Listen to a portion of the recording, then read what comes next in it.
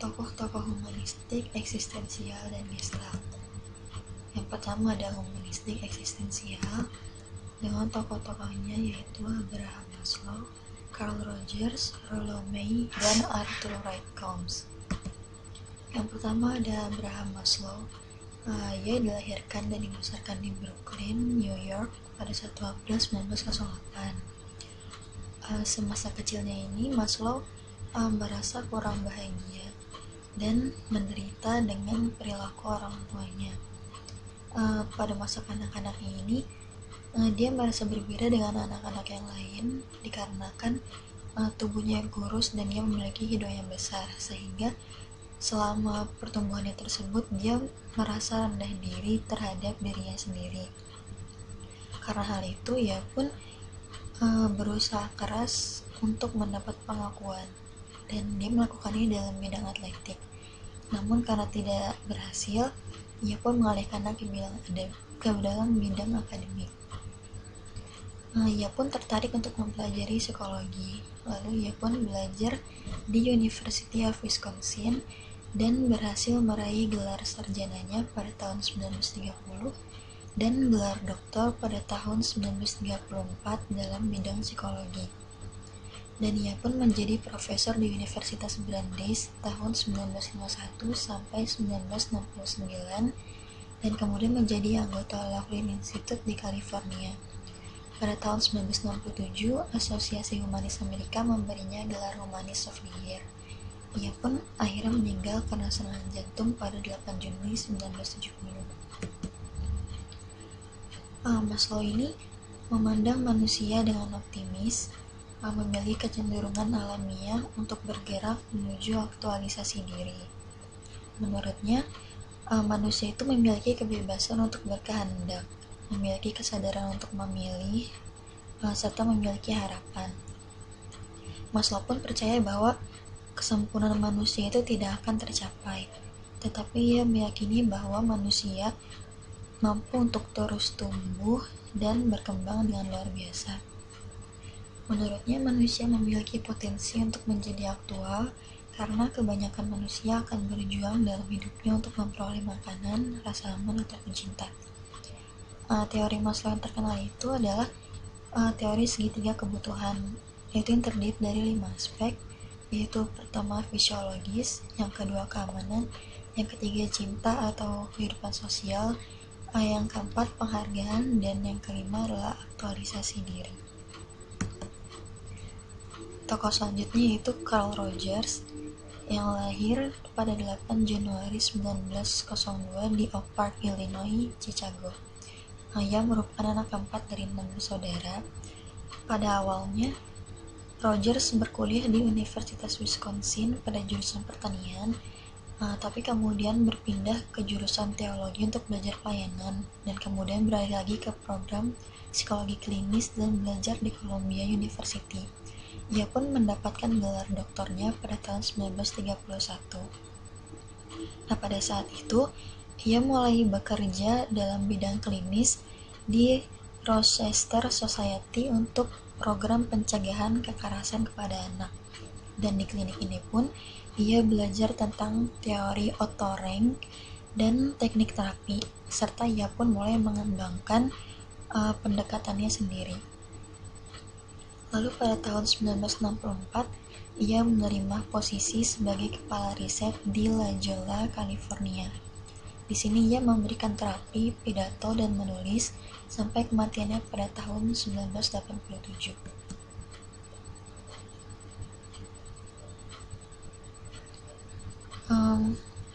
Rogers ini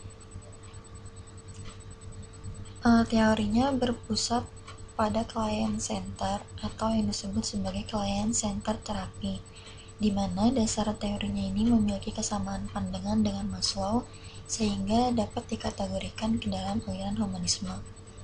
Rogers ini secara positif menganggap bahwa manusia sebagai makhluk yang bertanggung jawab terhadap diri sendiri dan memiliki kemampuan untuk memutuskan apa yang paling tepat bagi dirinya.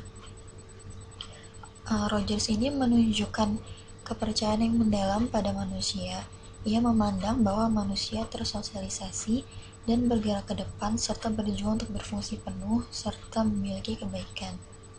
Rogers mengatakan bahwa organisme tahu apa yang baik bagi mereka, dan aspek dari keberadaan manusia adalah kecenderungan aktualisasi berikut penghargaan organismik, kebutuhan, dan menerima hal yang positif serta harga diri. Bagi Rogers, orang yang sehat adalah orang yang berfungsi sepenuhnya. Lalu tokoh selanjutnya adalah Rollo May. Ia lahir pada 21 April 1909 di Ohio dan dibesarkan di Marin City, Michigan, Amerika Serikat. Ia pernah menjabat sebagai konselor untuk mahasiswa di City College of New York, serta mengembangkan praktek mandiri dalam psikoanalisis dan menjadi anggota White Institute. Ia pun telah mengajar di The New School for Social Research, New York University, Harvard, Yale, dan Princeton.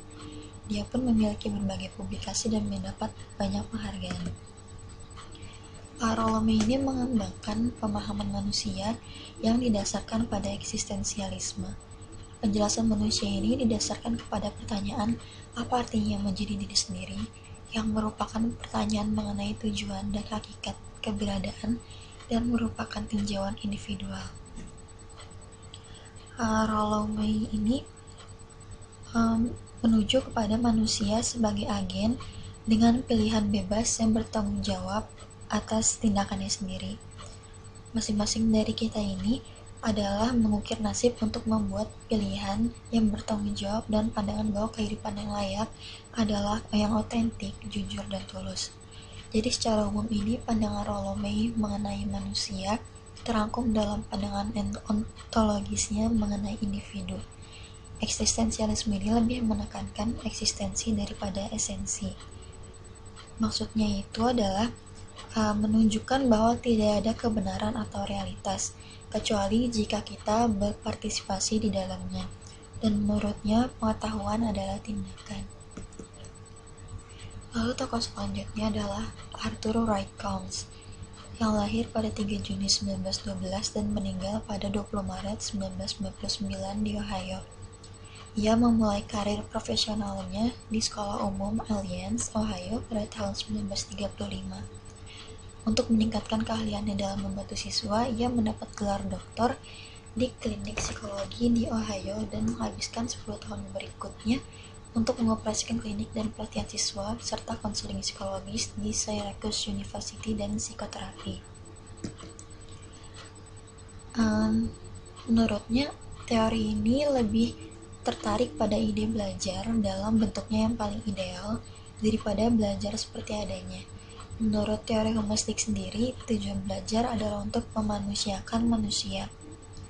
Nah, proses belajar ini dianggap berhasil jika si pelajar memahami lingkungannya dan dirinya sendiri. Siswa dalam proses belajarnya harus berusaha agar lambat laun ia mampu mencapai aktualisasi diri dengan sebaik-baiknya. Dan belajar itu terjadi bila mempunyai arti bagi individu. Guru tidak dapat memaksakan materi yang tidak disukai atau tidak relevan dengan kehidupan mereka. Lalu selanjutnya adalah tokoh-tokoh dari psikologi Gestalt, yaitu ada Max Wertheimer, Kurt Kafka, Wolfgang Kohler, dan Kurt Lewin. Yang pertama adalah Max Wertheimer dengan konsep pentingnya yaitu P-phenomenon, yaitu bergeraknya objek statis menjadi rangkaian gerakan yang dinamis setelah dimunculkan dalam waktu singkat dan dengan demikian memungkinkan manusia melakukan interpretasi. Max Wertheimer ini dianggap sebagai pendiri teori Gestalt setelah dia melakukan eksperimen dengan menggunakan alat yang bernama stroboskop, yaitu alat yang berbentuk kotak dan diberi suatu alat untuk dapat melihat ke dalam kotak itu. Di dalam eksperimen ini terdapat kotak yang memiliki 2 buah garis, yang satu melintang dan yang satu tegak. Kedua gambar tersebut diperlihatkan secara bergantian, dimulai dari garis yang melintang, kemudian garis yang tegak, dan diperlihatkan secara terus-menerus. Kesan yang muncul adalah garis tersebut bergerak dari tegak dan melintang. Gerakan ini merupakan gerakan yang semu, karena sesungguhnya garis tersebut tidak bergerak, melainkan dimunculkan secara bergantian. yang didapat dari eksperimen ini yaitu berarti bahwa dalam individu mempersepsi sesuatu tidak hanya bergantung pada objektivitasnya saja, namun ada aktivitas individu untuk menentukan hasil persepsinya. Kemudian pada tahun 1923, Wertheimer mengungkapkan hukum-hukum Gestalt dalam bukunya yang berjudul Investigation of Gestalt Theory, yaitu ada 3 teori. Yang pertama adalah hukum kedekatan atau law of proximity, yang berarti hal-hal yang saling berdekatan dalam waktu atau tempat cenderung dianggap sebagai suatu totalitas.